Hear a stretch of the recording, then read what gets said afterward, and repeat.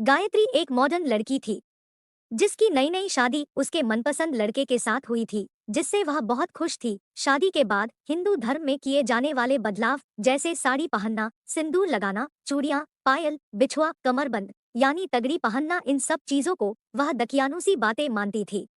शादी के कुछ समय बाद से उसकी तबीयत खराब रहने लगी। कमर और पेट में दर्द बना रहता था। देखते ही देखते शादी को 1 साल हो गया, पर वह अभी तक मां नहीं बन पाई थी, जबकि उसे छोटे बच्चे बहुत ही ज्यादा पसंद थे। यह बात गायत्री ने अपनी सास से कही।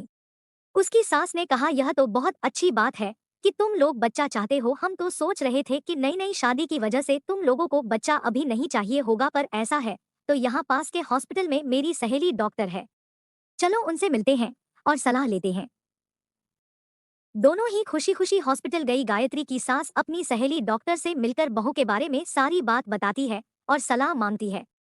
तब डॉक्टर बहुत ही प्यार से गायत्री को अपने पास बुलाकर बिठाती है और मुस्कुराते हुए गायत्री के सिर पर हाथ रखती है और नजर भर के गायत्री को ऊपर से नीचे तक देखते हुए कहती है कि बेटा गायत्री, तुम्हारी तो शादी हो गई है, पर तुमने सिंदूर, बिंदी, चूड़ियां, पायल, बिछिए कुछ भी पहने नहीं है।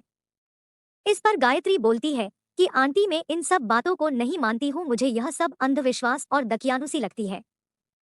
फिर एक बार मुस्कुराते हुए डॉक्टर आंटी गायत्री से कहती है कि ऐसा नहीं है बेटा, आज की पढ़ी लिखी युवा पीढ़ी यही तो गलती कर रही है।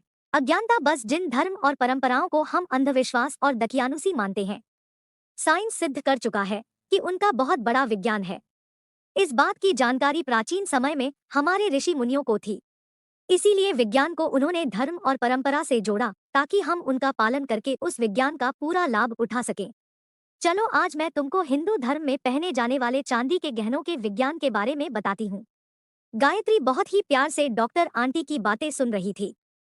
डॉक्टर आंटी कह रही थी कि विज्ञान कहता है कि चांदी के गहने हमेशा शरीर में कमर के नीचे के हिस्सों में ही धारण करनी चाहिए, क्योंकि चांदी में एंटीऑक्सीडेंट तत्व पाए जाते हैं जो रोग प्रतिरोधक क्षमता बढ़ाते हैं। पीरियड्स और प्रेगनेंसी में होने वाले दर्द से ये राहत दिलाते हैं। चांदी कई तरह के स्किन इन्फेक्शन को भी दूर करती है। गहने जैसे कमरबंद या तागड़ी, पायल, पैर की अंगूठी यानी बिछुआ जहां पहनी जाती है वहां पर कई नसें होती हैं। ऐसे में गहने वहां की नसों में दबाव डालकर एक्यूपंक्चर का काम करते हैं, जिससे पाचन तंत्र और गर्भाशय या लीवर और गॉल ब्लैडर से जुड़ी समस्याएं दूर हो जाती है। जैसे बिछिया एक्यूप्रेशर उपचार पद्धति पर कार्य करती है, जिससे शरीर के निचले अंगों के तंत्रिका तंत्र और मांसपेशियां सबल रहती है। बिछिया एक खास नस पर प्रेशर बनाती है जो कि गर्भाशय में समुचित रक्त संचार प्रभावित करती है। इस प्रकार बिछिया औरतों की गर्भधारण क्षमता को स्वस्थ रखती है। और चांदी की पायल पैरों से निकलने वाली शारीरिक विद्युत ऊर्जा को शरीर से बाहर नहीं जाने देती है, जिससे हमारा शरीर सदैव सकारात्मक ऊर्जा से चार्ज रहता है, जो हमारी इम्यूनिटी को मजबूत करने का काम करता है। पायल के घुंघरू से निकलने वाली आवाज नेगेटिव ऊर्जा को समाप्त कर शरीर में प्रवेश होने से रुकती है। जहां तगड़ी पहनी जाती है वहां पेट पर कई नसें होती है। ऐसे में तगड़ी वहां दबाव डालकर एक्यूपंक्चर का काम करती है। इससे पेट से जुड़ी समस्याएं दूर हो जाती है। चांदी के गहने शरीर में धारण करने के आयुर्वेद और ज्योतिष शास्त्र का लाभ भी प्राप्त होता है। मस्तक पर बिंदी का भी अद्भुत विज्ञान और हजारों लाभ हैं। शास्त्रों में सुंदरता बढ़ाने के साथ ही बिंदी लगाने के कई अन्य लाभ भी बताए गए हैं। सुहाग की निशानी हो या औरतों का श्रृंगार, माथे पर बिंदी न सिर्फ खूबसूरती में चार चांद लगाती है बल्कि महिलाओं के लिए सेहत के लिहाज से भी बहुत जरूरी है। क्या कहते हैं शास्त्र? जैसा कि हम जानते हैं, शास्त्रों में स्त्री के आवश्यक 16 श्रृंगार बताए गए हैं, जिनमें से बिंदी लगाना भी एक अनमोल श्रृंगार है। विवाह से पूर्व लड़कियां बिंदी केवल सौंदर्य समृद्धि करने के मकसद से लगाती हैं, लेकिन विवाह के पश्चात बिंदी लगाना सुहाग का प्रतीक माना जाता है। विवाह के पश्चात विवाहित स्त्री लाल रंग की बिंदी लगाती है। इसे आवश्यक रिवाज माना जाता है। योग विज्ञान के आधार पर गौर फरमाए तो बिंदी का संबंध हमारे मन से जुड़ा हुआ है। जहां बिंदी लगाई जाती है वहीं हमारा आज्ञा चक्र स्थित होता है। यह चक्र हमारे मन को संग्रहित करता है। जब भी हम ध्यान मुद्रा में होते हैं तब हमारा ध्यान यहीं केंद्रित होता है। क्योंकि ध्यान हमारे मन को नियंत्रित करता है, अतः यह स्थान काफी प्रभावशाली है।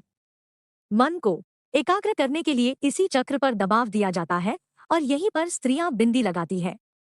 आज्ञा चक्र के स्थान पर ही तीसरे नेत्र की परिकल्पना की गई है। इसलिए इस स्थान पर बिंदी लगाने से स्त्रियों का मन नियंत्रित रहता है और इधर-उधर विचलन नहीं करता है। सामान्य मान्यता है कि महिलाओं का मन अति चंचल होता है। हार्वर्ड यूनिवर्सिटी द्वारा हाल में किए गए अनुसंधान में ऐसा साबित भी हुआ है।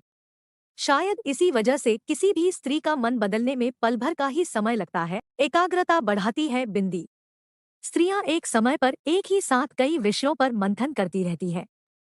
अतः उनके मन को नियंत्रित और स्थिर रखने के लिए बिंदी बहुत प्रभावदायी साबित होती है। इससे उनका मन शांत और एकाग्र बना रहता है। शायद इन्हीं फायदों को देखते हुए प्राचीन ऋषिमुनियों द्वारा बिंदी लगाने की अनिवार्य परंपरा प्रारंभ की गई थी। आयुर्वेद हो या एक्यूप्रेशर चिकित्सा, बिंदी हमेशा लाभकारी है। बिंदी को आयुर्वेद से लेकर एक्यूप्रेशर चिकित्सा विज्ञान तक अत्यधिक लाभदायक बताया है और इसे महिलाओं की सेहत से जुड़ी कई समस्याओं के उपचार में मददगार भी माना गया है। बिंदी लगाने को सिर्फ वेशभूषा का अंग मानना नाकाफी होगा। बिंदी लगाना आज से नहीं बल्कि प्राचीन काल से शुरू हुआ और सिर्फ भारत में नहीं विश्व भर में इसे अपनाया जा रहा है। बिंदी लगाने की सही जगह। बिंदी लगाने की सही जगह दोनों भौहों के मध्य का बिंदु है, जिसे आयुर्वेद में शरीर का सबसे महत्वपूर्ण चक्र आज्ञा चक्र कहा गया है। आयुर्वेद के अनुसार इस चक्र पर हल्के दबाव के जरिए मानसिक शांति और घबराहट के उपचार में मददगार हो सकता है। ऐसी स्थिति में बिंदी बहुमूल्य श्रृंगार है। रोगों से छुटकारा देती है बिंदी। एक्यूप्रेशर के तहत बिंदी के स्थान पर दबाव बनाकर सिरदर्द का उपचार किया जाता है। इस बिंदु से नसें व रक्त कोशिकाएं सक्रिय होती हैं, जिससे दर्द से तुरंत राहत मिलती है। साइनस के मरीजों के लिए भी बिंदी लगाना फायदेमंद है, क्योंकि इस पॉइंट पर दबाव से नाक की नली का सीधा संबंध और इस पर दबाव बनाने से म्यूकस निकलना आसान होता है। मानसिक शांति के लिए भी है बिंदी। आयुर्वेद में बिंदी लगाने वाले स्थान को न सिर्फ मानसिक शांति के लिए महत्वपूर्ण माना गया है, बल्कि यह अत्यधिक थकान को दूर करने और अच्छी नींद के लिए भी जरूरी माना है। इस बिंदु पर दबाव बनाकर अनिद्रा की समस्या भी दूर की जा सकती है। बातों ही बातों में डॉक्टर आंटी ने गायत्री को बिंदी के विज्ञान के बारे में भी बता दिया था, जिसे सुनकर गायत्री मनी मन बहुत खुश हो रही थी। गायत्री को बात समझ आ चुकी थी कि शायद यही कारण है कि जहां पहले एक औरत के 10 बच्चे होते थे, वहां अब नेचुरल तरीके से मैरिड कपल 1 या 2 बच्चा ही ले पाते हैं और कुछ समय बाद 90% औरतों की बच्चेदानी ऑपरेशन द्वारा बाहर करनी पड़ती है। कहीं ना कहीं हम अपने धर्म और परंपराओं से दूर होकर उसके विज्ञान लाभ से वंचित हो चुके हैं। इसी कारण कई तरह की बीमारियों से घिरे रहते हैं। गायत्री अब मन ही मन बहुत खुश थी कि वह ऐसे धर्म से है जो पूरी तरह से वैज्ञानिक है। समय अब कुछ ज्यादा ही हो गया था। गायत्री अपनी सांस को इशारा करते हुए उठाती है और डॉक्टर आंटी के पैर छूकर प्रणाम करते हुए कहती है कि आंटी, आपने मुझे बहुत बड़ी बात समझाई है। अब से मैं अपने धर्म और परंपराओं का पालन पूरे मन से करूंगी।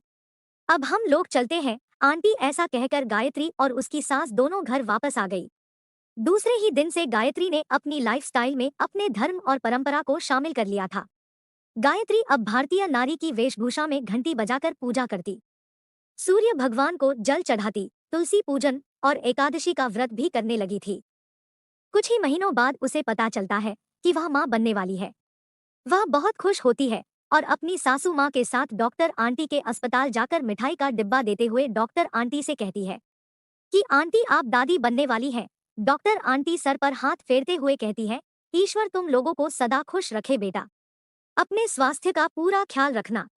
गायत्री जी आंटी। 9 महीने बाद गायत्री एक सुंदर से बच्चे की मां बनती है। उसके पति और उसकी सास बहुत ही खुश होते हैं और घर में पूजा के साथ बड़ी पार्टी भी रखते हैं, जिसमें आए सभी लोग गायत्री और उसके पूरे परिवार को खूब बधाइयां देते हैं। अब गायत्री की लाइफ हैप्पी मैरिड लाइफ बन चुकी थी। कहानी अच्छी लगे तो शेयर अवश्य करें, ताकि सनातन धर्म और विज्ञान का प्रचार प्रसार साथ साथ हो सके। ऐसी और भी कहानी के लिए वीडियो को लाइक सब्सक्राइब भी करें।